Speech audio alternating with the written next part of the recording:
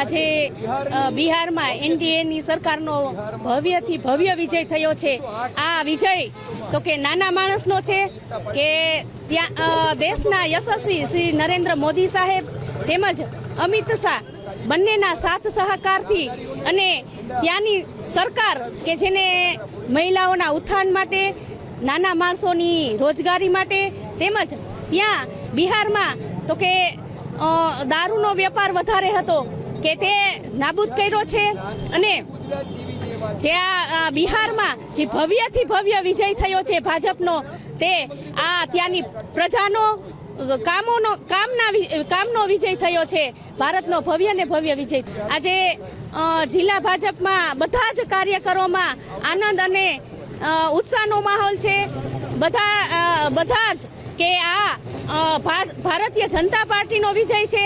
બધાને આનંદ અને ઉલ્લાસ, બધાના ચહેરા ઉપર મુસ્કાન છે કે આજે આ ભાજપની વિજય થઈ છે। શ્રી જાડેજા, મહામંત્રી, રાજકોટ જિલ્લા ભાજપ। બિહારમાં ભવ્ય જીત થઈ છે મિત્રો, અને ભારતીય જનતા પાર્ટી રાજકોટ જિલ્લા દ્વારા આજે જિલ્લા કાર્યાલય ખાતે જિલ્લાના તમામ કાર્યકર્તાઓ સાથે મળી અને આ ભવ્ય જીતના જશ્નને એ લોકોના મોં મીઠા કરાવી, રાહદારીઓને મોં મીઠા કરાવી અને ફટાકડા ફોડી આ જીતની ઉજવણી થઈ રહી છે। ત્યારે મિત્રો, નરેન્દ્રભાઈના ચરેવેતીના વિકાસના મંત્રને સતત સાર્થક કરી અને બિહારે ફરી વખત નરેન્દ્રભાઈને અને એનડીએને, અને આ વખતે તો ઐતિહાસિક એટલે કે 2/3 બહુમતી અને ભારતીય જનતા પાર્ટીને 101માંથી 98 જેટલી બેઠકોમાં જ્યારે બહુમતી મળી છે, ભારતીય જનતા પાર્ટી જીતવા જઈ રહી છે।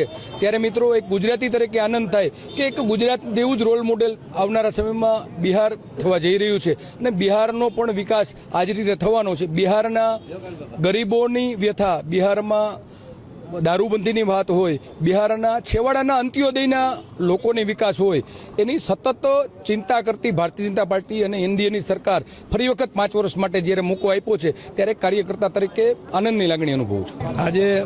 આજનો દિવસ ભારતીય જનતા પાર્ટીના કાર્યકર્તાઓ, સમગ્ર દેશના કાર્યકર્તાઓ માટે બહુ ગૌરવનો દિવસ છે।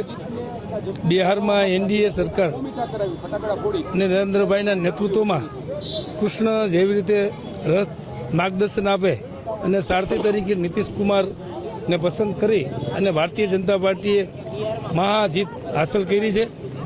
સામે મહાગઠબંધનમાં રાહુલ ગાંધી અને તેજસ્વી યાદવે નરેન્દ્રભાઈના માતુશ્રીને જે ગાળ દીધી હતી, બિહારની પ્રજાએ ખૂબ જ એનો મોટો જવાબ આપ્યો છે અને ભારતીય જનતા પાર્ટીના કાર્યકર્તા તરીકે અમે ખૂબ જ ગૌરવ અનુભવીએ છીએ। આ 2027માં 2032 સુધી ગુજરાતમાં ભારતીય જનતા પાર્ટીની સરકાર રહેવાની છે અને રહેશે।